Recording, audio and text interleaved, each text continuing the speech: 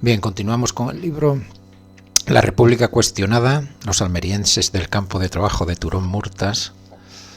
Dice, relevo de la primera guardia de Turón. Es el apartado que nos corresponde ahora. Dice, como consecuencia de las muertes ocasionadas y que veíamos anteriormente, se tomó la medida preventiva de relevar por completo la guarnición del campo de trabajo. Para su sustitución se nombró una nueva fuerza. El llamado a mandar esta segunda rotación de guardias de Turón fue el teniente de infantería Manuel Montilla García. En su historial militar podemos ver que el 20 de octubre del 36 se presentó voluntario al batallón Motril que se estaba formando en la localidad del mismo nombre, donde estuvo prestando servicio de cabo y sargento hasta el 10 de febrero del 37, que pasó a Los Yesos, término municipal de Tabernas, Almería, lugar en el que permaneció todo el mes de marzo. En esa fecha fue destinado al campamento de Viator hasta que se produjo su ascenso a teniente el 3 de abril del 37. Su nuevo destino estuvo en la 85 Brigada Mixta, a la que se incorporó el día 6 del mismo mes en el frente de Granada, sector de la costa, al mando de una sección de infantería. El 20 de junio de 1938, por orden del jefe de Estado Mayor de la 85 Brigada Mixta, se presentó en dicho puesto de mando ubicado en Aza del Lino, Granada, donde le fue ordenado que al mando de los 2 sargentos y 35 soldados de los distintos batallones de la brigada marchara a Gugíjar, Granada, residencia del cuartel general de la 23 División, haciéndose cargo igualmente del mismo número de sargentos y soldados de la 54 Brigada Mixta. La segunda Guardia de Turón estuvo compuesta por 4 sargentos, 24 cabos y 70 soldados al mando de un teniente jefe de destacamento. La fuerza estuvo dividida en 4 pelotones y cada uno tenía 6 cabos. Personado en Ungíjar, el jefe de la 23 División le ordenó que con toda la fuerza a sus órdenes se presentase en Turón al objeto de relevar la fuerza allí destacada. El relevo fue presenciado por el capitán Leandro Alarte Benavente, que abandonó Turón con los relevados. Como anticipábamos anteriormente, tenemos constancia de la fecha exacta de relevo, hecho que ocurrió el 21 de junio del 38. El teniente Montilla continuó como jefe de destacamento de Turón hasta el 8 de marzo del 39, fecha en la que ascendió a capitán y fue relevado del destacamento, pasando destinado a la segunda compañía del 213 batallón de la 54 Brigada Mixta, incorporándose a su nuevo destino en Pitres, Granada, el día 24 del mismo mes y año, donde iba a permanecer hasta el final de la guerra. Tras el cese de acciones bélicas, se presentó en la Comandancia Militar de Almería el día 31 de marzo del 39, donde fue conducido a la Comisaría de Vigilancia y la prisión de El Ingenio, hasta que el día 16 de abril de 1939 fue ingresado en el campo de concentración de Viator. El 1 de octubre del 39 fue enviado de este campo de concentración al de Rota, Cádiz, donde desaparece. Se publicó su requisitoria en el Boletín Oficial de la provincia de Cádiz, Granada y Almería. Se le declara rebelde el 15 de junio del 40.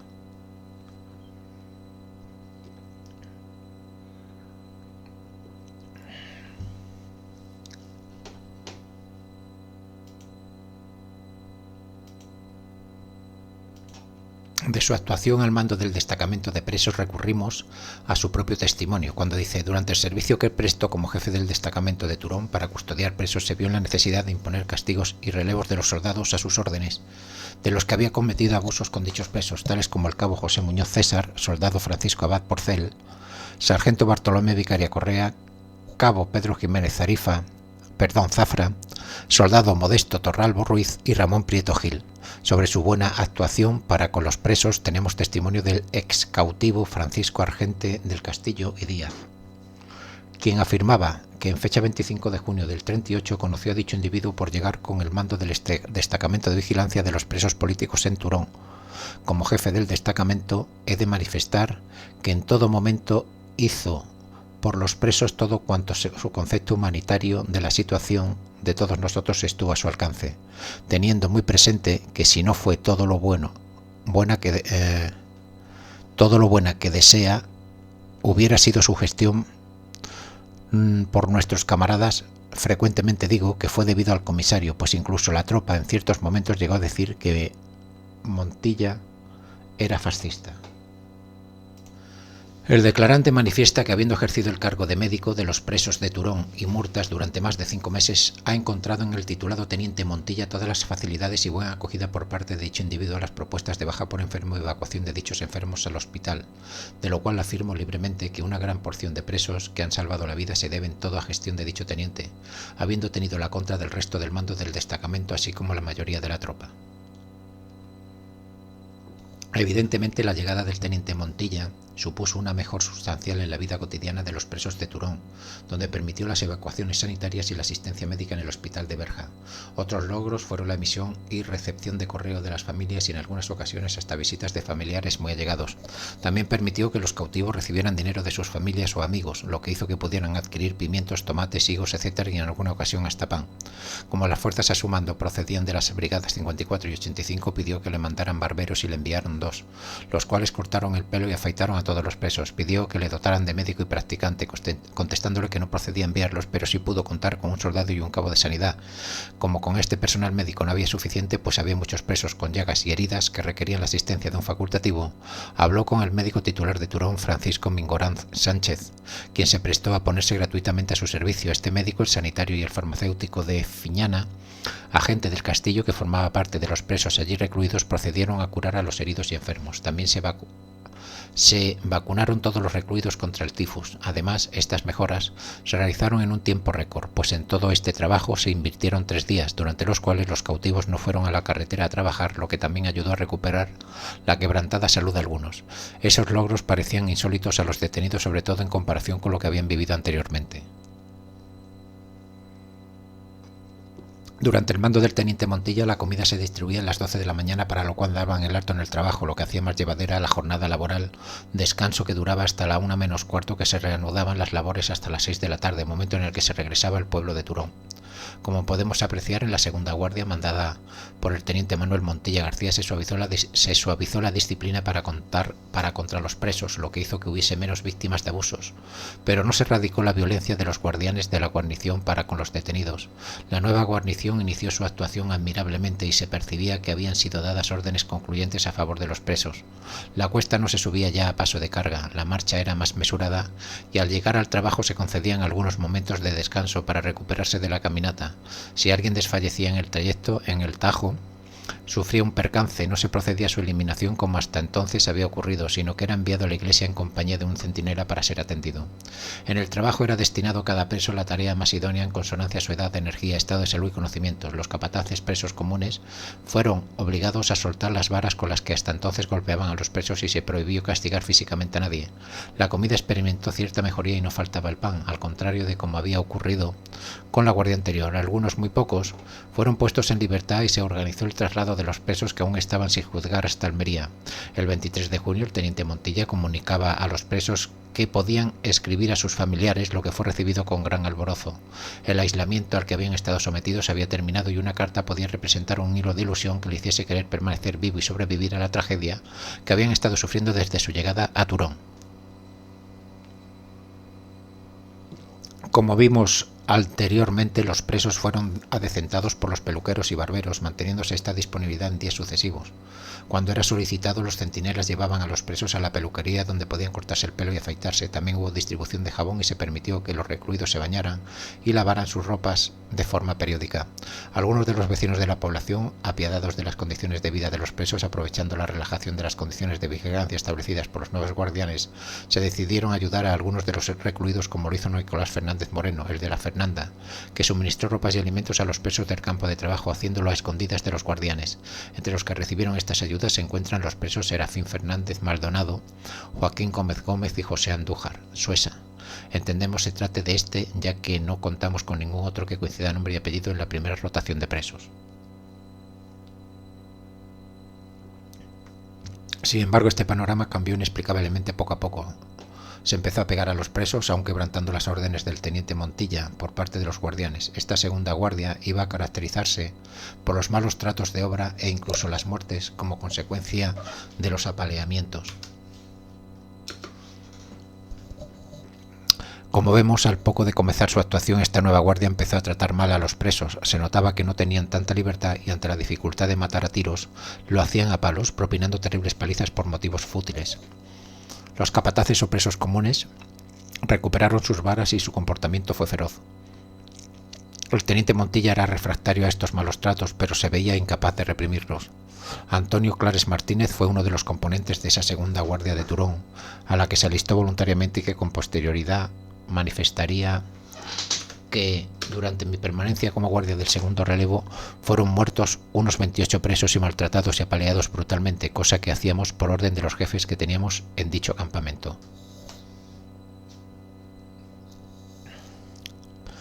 Maltrato a los presos. En general, la acusación de los presos señalaba como a los más activos en los hechos de violencia contra los detenidos a algunos de los jefes de las brigadas de trabajo. Afirma que los que intervinieron activamente en los asesinatos de los presos son los siguientes: el comisario político, sargento Cantero de la primera compañía, sargento Martín de la tercera compañía, sargento Alama de la cuarta, el sargento de la segunda, que ignora el nombre, todos los cabos de la quinta compañía, y uno de la segunda, soldado Francisco Callejas, uno apodado El Moro, y otros muchos que no recuerdan el nombre. Todos los mencionados pertenecían a la primera guardia del campo de concentración de Turón. Otro testimonio, en este caso el del sargento de la guardia Juan Navarro Pérez, imputa al comisario político la intervención en malos tratos a detenidos. Dice, entre comillas, le propinó palizas a los detenidos José Escámez Morales y a los apodados Málaga y Sevilla. Otro personaje del que tenemos noticias de haberse producido violentamente para con los presos fue el propio preso común y confidente de la guardia Fontecha Romay. Le acusa de estos cargos al preso de Turón Juan Abad Palacios. Se dedicaba a delatar y martirizar a todos los presos de derechas allí recluidos, habiéndose dado grandes palizas al que declara y rociándole con un cazo de agua hirviendo sobre el cuerpo y las manos, que lo levantó una vez de la cama para darle una paliza con una vara de almendro, pinchándole en los riñones. Sobre el particular del agua hirviendo manifestaría Fontecha Romay que, como eran pequeños los platos donde le servía el rancho y era el encargado de repartirlo, al echarlo al plato se derramaba muchas veces sin poderlo evitar, pero no lo hacía con intención. Esta misma imputación se le hace a Eduardo Bueso López, al encargado de la cocina de presos Juan Jiménez Llorca. Cuando repartía la comida a los presos, él era el encargado como cocinero. En vez de verterla en el plato que portaban, se la arrojaba fuera y los quemaba las manos. Y lo mismo ocurre con el cocinero Ramón Sandoval Vizcaíno, del que el detenido Lucas López Fernández diría, derramándole la comida en las manos cuando iba a coger esta. De este último hemos podido conseguir las manifestaciones realizadas al respecto, que los platos y utensilios que tenían los presos eran demasiado pequeños, por lo que no le extraña que algunos de ellos se quemaran, ya que la comida podía haberle caído en las manos sin intención alguna por parte del declarante, que no cree que esto repercutiera ni fuera tan grande la quemadura para impedirles el trabajo. La última frase trata de justificar algunas alegaciones de los presos en relación a las quemaduras producidas por la comida caliente. Hacía que no pudieran trabajar, lo que determinaba su apaleamiento y en muchos casos la muerte por parte de los guardias del destacamento. Pero no todos los presos de Turón fueron contrarios a la actuación de Fontecha Romay. Uno de los allí internos manifestaría a la finalización de la guerra. Después de estar trabajando los 7 primeros días, lo dejaron en la cocina y desde el puesto que ocupaba hizo todo lo que humanamente pudo, a escondidas de los guardianes, a favor de todo el que podía, pues yo era capataz de una brigada y gracias a Dios y a él le debo la vida, pues me facilitaba toda la comida que él, con riesgo de su vida, podía. Si no hubiera sido por esta ayuda suya, hubiera muerto por estar el que suscribe enfermo del estómago. Otro de los presos que se prestó a declarar en contra del capataz, Pedro Márquez Valero, Gumersindo del Águila Conchillo, conoció al capataz por haber estado 5 meses preso en Turón. Por ello le consta que ha maltratado de palabra y obra con gran dureza a más de la mitad de los presos, dándoles grandes palizas, muriendo alguno de ellos a consecuencia de las mismas, y que ello lo hacía por su propia voluntad, sin que le coaccionasen. Continúa su relato nombrado de algunos de los que sufrieron sus malos tratos, entre los que destaca Antonio Pérez Amat de Torbizcón y Manuel Manzano García Triviño de Almería, y al que 2 días después asesinó de un disparo que le hizo con el fusil del centinela Juan Lirola, al que pidió el fusil para ello. El sargento Juan Navarro Pérez de la Guardia de Turón manifestaría en su declaración que a causa de los malos tratos que la Guardia proporcionaba a los detenidos, el hambre que pasaba y las penalidades a causa de las palizas que les daban y sufrimientos, murieron 12 o 13 detenidos, Más. Se estaba refiriendo solo al mes de agosto del 38. Tenemos una referencia a la actitud del capataz de presos, Pedro Márquez Valero, en relación a Bruno Ballesteros, en la carta que aporta su procesamiento el vecino Cuevas de Almanzora.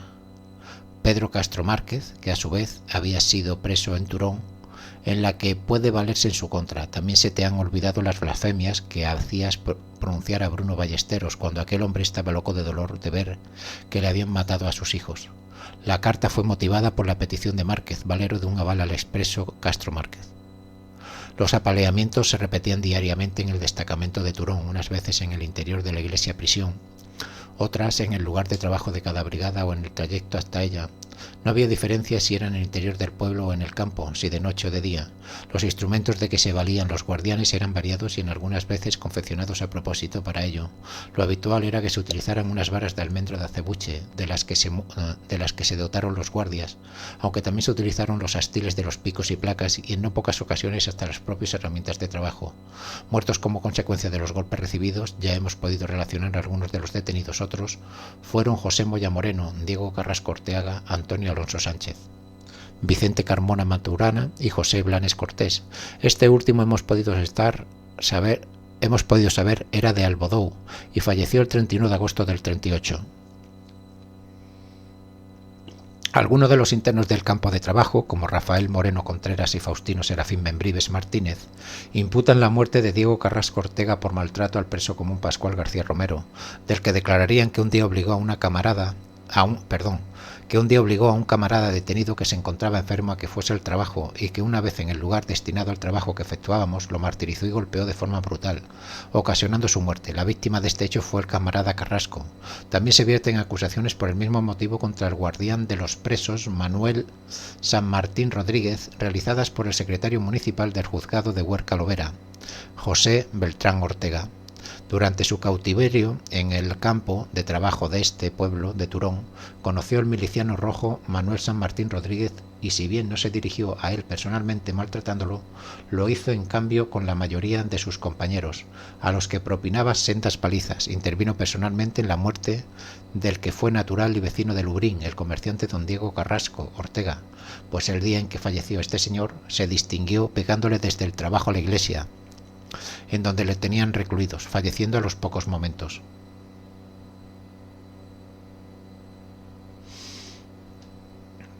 Sobre las muertes de José Blanes Cortés y Vicente Carmona Maturana, declararía el preso José García Santisteban, que imputará las muertes al guardia de Turón Francisco López Segura.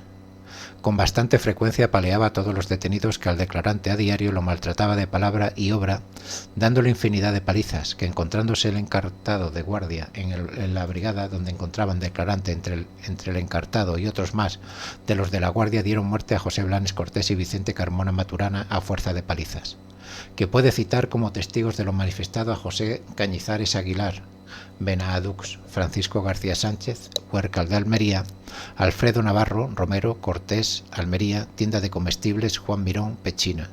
José Cañizares Aguilar manifestaría al ser llamado como testigo a declarar en la causa que sustituyó en contra de Francisco López Segura, que el declarante le dio una paliza atroz y no contento con ello le tiró por un despeñadero de por lo menos 150 metros con la intención de matarlo, que fue el que más palizas dio a los detenidos. Otro preso confirmaría lo declarado por Cañizares Aguilar. Se trata de Alfredo Romero Cortés, que era de los que más pegaban, que con los que más se enseñaba fue con un tal Santisteban y con José Cañizares, que lo tiró por un despeñadero de más de 100 metros de altura con la intención de matarlo, habiéndolo dejado sin conocimiento y completamente maltratado, que el declarante también le pegó y maltrató más de una vez. El recluido Juan Mirón Moreno especificaba el instrumento utilizado para los maltratos, que con lo que pegaba era con la culata del fusil y una vara gruesa de almendro. Sobre el mismo guardia declarará el preso Francisco García Sánchez, que en una ocasión sacó a uno porque dijo que tenía hambre y le hizo comer hojas de higuera, de calabaza y pimientos, higos verdes, y después de todo esto le pegó una paliza que lo dejó reventado sin poder moverse. Otro detenido natural y vecino de Turón, Eduardo Roda Martín, incluiría entre los que participaron en la muerte de José Blanes Cortés el preso común y capataz de obras Pascual García Romero. José Blanes Cortés fue asesinado a palos. El también prisionero Manuel Romero Bretones le imputa la muerte de Vicente Carmona Maturana al mismo Pascual García Romero como consecuencia de los malos tratos recibidos por el detenido. Uno de los martirios que este sujeto llegó a realizar con uno de los detenidos, consistente en atar una cuerda con una piedra de bastante peso a los testículos de un compañero de prisión llamado Maturana, obligándole a arrastrar la piedra. Su referido compañero murió posteriormente como consecuencia de los malos tratos a los que fue sometido. El expreso de Turón, José Rodríguez Ruiz, atribuiría esa misma muerte al soldado del destacamento Antonio López Oller, Polonio, a quien acusaba de haber provocado esta muerte por las palizas que le había propinado. Otro de los que sufrieron los rigores del campo de Turón, Diego Callejón Formeles, desmiente en parte las acusaciones anteriores que Aguilera Valls fue fusilado por los rojos antes que López Oller fuese a Turón, y Vicente Carmona Maturana cree al exponente que efectivamente el encartado le pegó bárbaramente, falleciendo después a consecuencia de las penalidades y martirios que el Antonio López Oller y otros le hicieron sufrir.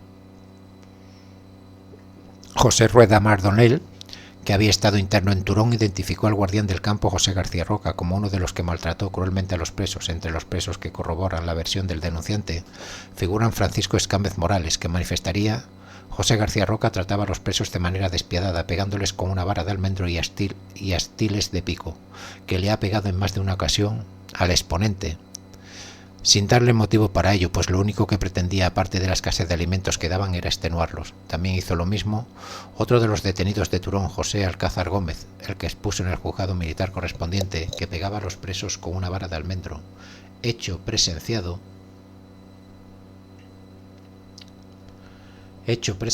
por el dicente, aunque tiene que manifestar que a él nunca le pegó por entregarle cantidades que el encartado aceptaba a cambio de que se portara bien con él. Por su parte, el imputado negaría las acusaciones que se le hacían, admitiendo que solamente pegó con la mano a Francisco Escámez y otro que no recuerda, sin que volviera a repetir este hecho.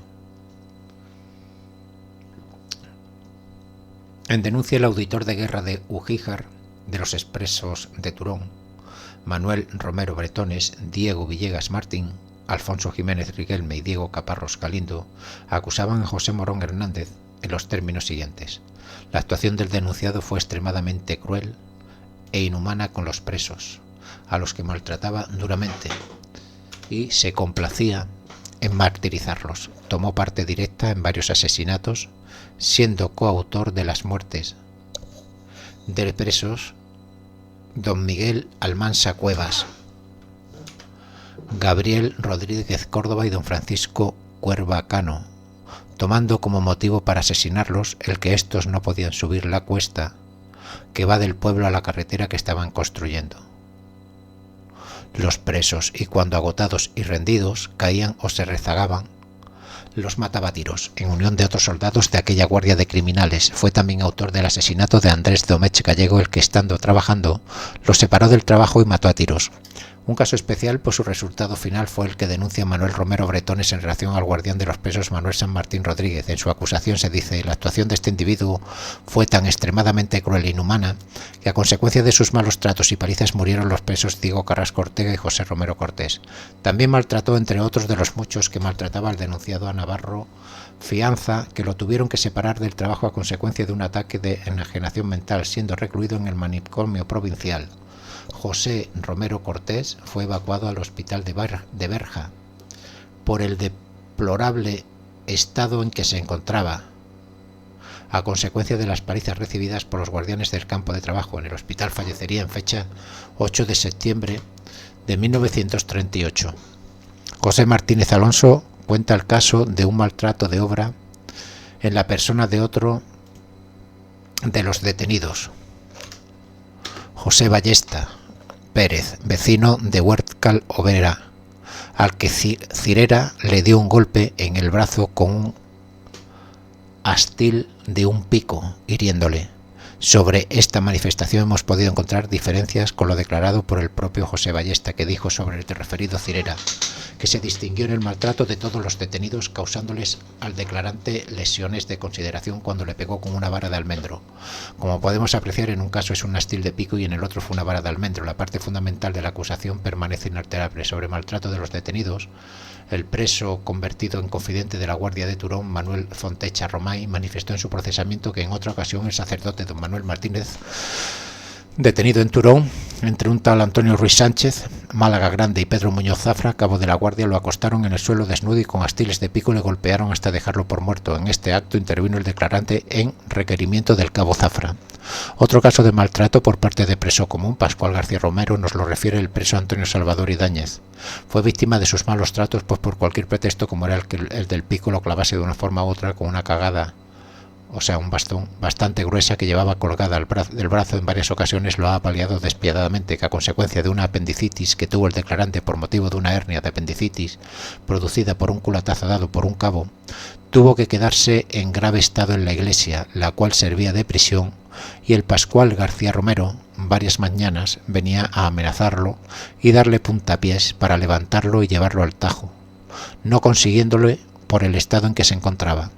En el mismo testimonio nos hace referencia a otro maltrato, esta vez no en su persona sino en la de otro detenido. Un hombre que estaba detenido, llamado Juan, lo subió en una carretilla de hierro cargada de tierra y volcándola le hizo rodar por el terraplén de la carretera en construcción, salvando la vida milagrosamente.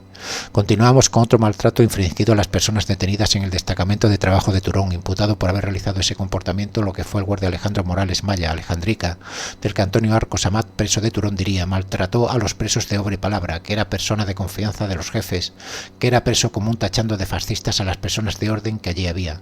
Solo matizar que Alejandro Morales Maya no era preso común, sino componente de la guardia del destacamento.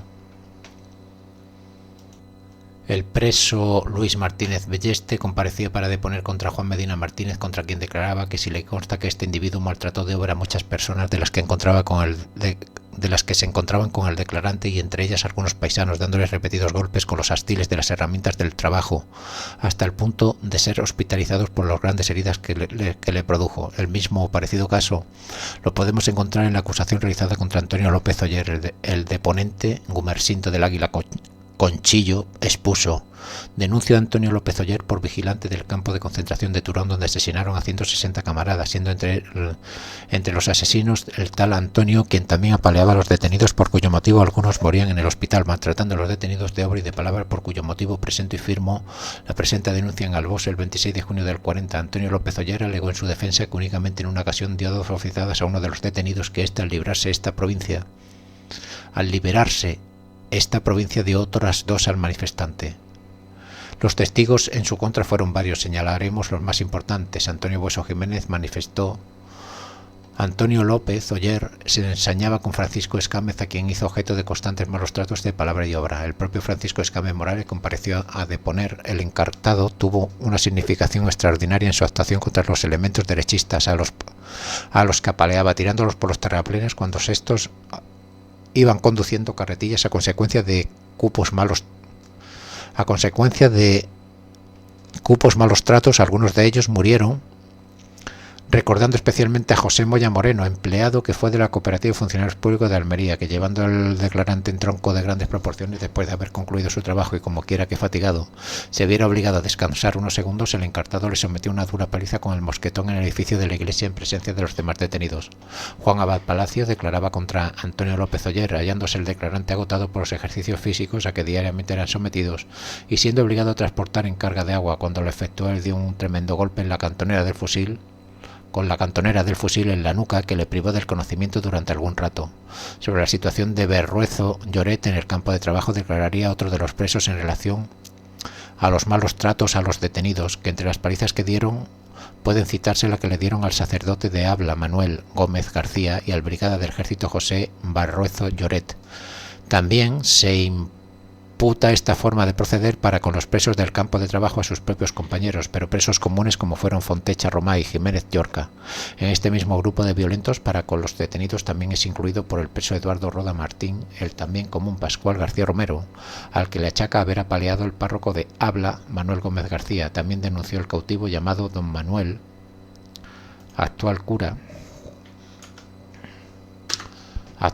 párroco de Abla. Este señor se encontraba enfermo y el Pascual García lo acusó de haberlo sorprendido rezando, motivo que aprovechó para darle una tremenda paliza con astiles despiochas. Abundando más en los maltratos realizados en la persona del párroco de Abla, Almería, podemos encontrar lo expuesto por el preso Juan Ibáñez Castillo, que el día 6 de agosto del 38 pudo observar el declarante que el cabo Pedro Jiménez Zafra, encargado de la custodia de los enfermos detenidos en aquella iglesia, maltrató brutalmente al sacerdote Manuel Gómez García, cura párroco de Abla, por haberle encontrado a este un escapulario en su cama, que estos malos tratos consistieron en una paliza propiciada por el Jiménez Zafra con un astil de una espiocha. El cura párroco de Abla, Manuel Gómez García, se encontraba escondido en casa de Manuel Herrerías Moya, propietario del cortijo Las Peñuelas, enclavado en ese mismo término porque ambos fueron detenidos y posteriormente enviados a Turón. En el campo de trabajo murió Manuel Herrerías Moya, segunda expedición. Los que fueron acusados de haber procedido a su detención fueron Francisco Martínez Galindo el Topo, vecino de Abla, Antonio García Ruiz Patrio, vecino de Abla, José de San Pedro, Francisco López Benítez, el malagueño, y Juan Padilla Milán Balate. En algunos casos, los castigos eran tan severos que llegaban a producir la muerte del preso trabajador. La muerte de Santiago Caro le fue imputada al preso y capataz de las obras de Cuarta Brigada de Trabajo, Pedro Márquez Valero, valiéndose de una pala de los que usaban en los trabajos de la carretera. En su propia versión de los hechos nos dice que castigó a un tal don Santiago Caro Arredondo con una pala pequeña, dándole 3 golpes en el ano. Igualmente hizo este castigo a otros más, y que ello lo hizo porque se lo mandaba al jefe de la fuerza y porque el cabo Tornillero le amenazó de muerte. En su declaración indagatoria niega que diera muerte a Santiago Caro Arredondo. De quien dio muerte a este señor fue el cabo Tornillero de Berja, el sargento Alama de Jaén y un soldado conocido por el Guerra. En otro momento procesal añade que en el caso de Santiago Caro fue en presencia de don Alfonso Ruiz Elvira, hijo del registrador de la propiedad de Almería y notario. Eduardo Bueso López imputa como maltratadores tanto al preso Fontecha Roma como al sargento de su brigada de trabajo Navarro Pérez, que en cuantos a Fontecha era el que se encargaba de delatar a todas las personas de orden, ordenando se les maltratara.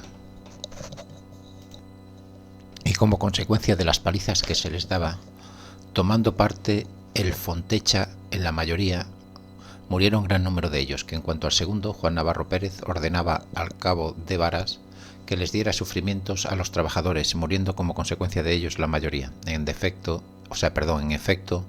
el propio Fontecha admite que efectivamente es cierto que tuvo que darle una paliza a 2 de los detenidos en la cárcel de Turón, porque le obligaron 2 extremistas llamados Juan Jiménez Plaza y José Durán Prados, dándole 2 bofetadas a un farmacéutico allí detenido llamado Antonio Bueso.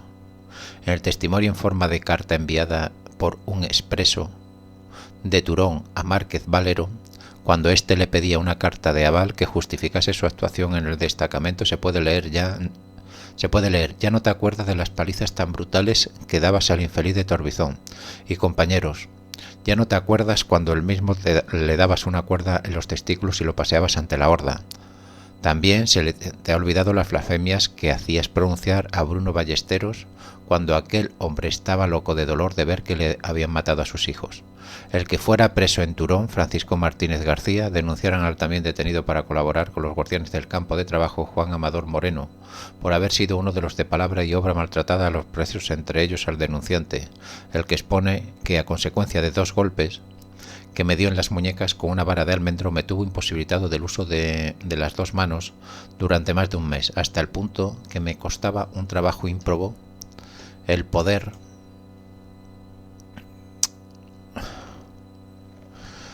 Vamos a ver, ya me he perdido. Perdón. Un trabajo ímprobo el poder comer. Juan Amador Moreno estaba en Turón en calidad de preso, pero por delito común, prestándose en todo momento a colaborar con los guardianes de los presos para apalear a sus propios compañeros de presidio. En la declaración prestada por el denunciante añadiría lo expuesto en la denuncia en todo momento.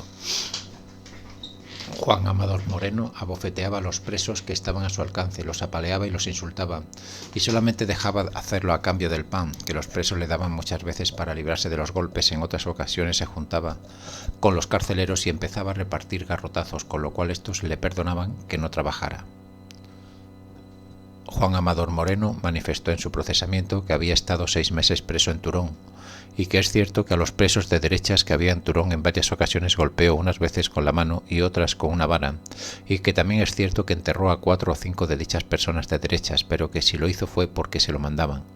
En otra parte de la sustanciación del procedimiento que se le inició manifestaría que en alguna ocasión pegaba a los presos de derecha, porque le amenazaban para ellos sus guardianes, dándole lo que le llamaba torta de remolinos, que algunas veces pegaba también con vara, pero no con los astiles de los picos. Algunas veces daba bofetadas a los presos que trabajaban en el Tajo, pero no caían por los terraplenes. Juan Amador Moreno, cuando finalizó la guerra, fue detenido por los alcaldes de las localidades de Alhama de Almería y Albolodu, siendo conducido a Almería por el de Alhama de Almería para ser internado en el campo de concentración de Viator, juzgado y condenado a muerte en sentencia dictada en Almería el 12 de junio del 39. Fue ejecutado el 9 de noviembre de ese mismo año. Los presos comunes confidentes de la Guardia del Campo de Trabajo. Esto es otro apartado. Los presos comunes confidentes de la Guardia del Campo de Trabajo. La actuación de los presos comunes fue desastrosa para los presos contrarios a la legalidad republicana. Los primeros, al llegar a Turón, fueron designados para desempeñar los puestos más cómodos, como fueron los cocineros y capataces. En la cocina estuvieron Juan Jiménez Llorca y Manuel Fontecha de Romay. Como capataces fueron designados Pedro Márquez Valero, Ángel Jiménez Jiménez, Pascual García Romero y otro residente en Córdoba de cuya identidad no tenemos constancia. Uno de los presos, Manuel Fontecha Romay, apuntará quién era el autor de las confidencias a los guardias del destacamento. Según este detenido, sería otro llamado Juan Jiménez Llorca o Llorca, del que dijo era el confidente oficial del campo de trabajo, según propia confesión, que ya en Chirán se ofreció a la guardia para depurar, según él, a los presos. Por esto creyó conveniente cultivar su amistad y en algunas ocasiones hizo de confidente suyo. Sobre los que desempeñaron el papel de confidentes nos dice el propio Manuel Fontecha. En las funciones de confidente de la guardia, además de él, asesoraban al tal Juan Jiménez Llorca. Los detenidos: Pedro Márquez Valero, Pascual García Romero, Ramón Sandoval Vizcaíno y Antonio Sánchez Ruiz. Recuerda al declarante que sus confidencias dando informe a los guardias de los detenidos eran casi diarias. José Cantón Moreno declararía que una vez en el campo de trabajo de Turón, el mencionado Llorca formó un grupo compuesto por 6 u 8 presos comunes, que se reunían todas las noches y acordaban dar los nombres a los asesinos encargados de eliminarlos. Como consecuencia de su relación con la guardia y su utilidad como confidente, fue destinado a la cocina del destacamento penal, aunque Llorca lo relaciona con la influencia del comisario político Juan Soriano Rodríguez de la primera expedición de presos. Debido a la influencia del comisario político, fue nombrado responsable de la cocina de presos. Pero el propio Fontecha Romay desempeñó un papel importante en las declaraciones de compañeros de reclusión. Un preso estuvo con el delator en el campo de trabajo. Manifestaría la finalización de la guerra en relación a Fontecha, que se dedicó en todo momento a delatar a todas las personas de orden y muy particularmente a los falangistas, a los que conocía perfectamente, ya que Fontecha estuvo afiliado a Falange. Para conseguir sus propósitos de ubicarse en un destino cómodo, no tuvieron reparo en delatar a 3 presos que habían sido destinados a la cocina, diciéndole a los milicianos que eran unos fascistas y que los habían oído decir «Arriba España» en el Ingenio. Por este motivo fueron relevados de cocineros los reclusos Valentín Moreno Ibáñez, Nacimiento, Juan Espinosa Zapata, Almería, y un camarero del Café Suizo. Otro de los presos que fue acusado de confidente fue Antonio Lorente Ontiveros, embustero, el que había sido detenido por acaparamiento de alimentos y tenencia de armas por la policía republicana y por ello conducido a Turón el 3 de octubre del 38 para cumplir condena, y donde permaneció hasta el final de la guerra. Rafael Pérez Marín le imputaría el haber dicho a los guardianes que había sido el alcalde de la dictadura, contratista de carreteras y guardia civil, ocasionándole con ello el que fuera apaleado por estos de forma habitual. La salida de Turón de la primera expedición de presos.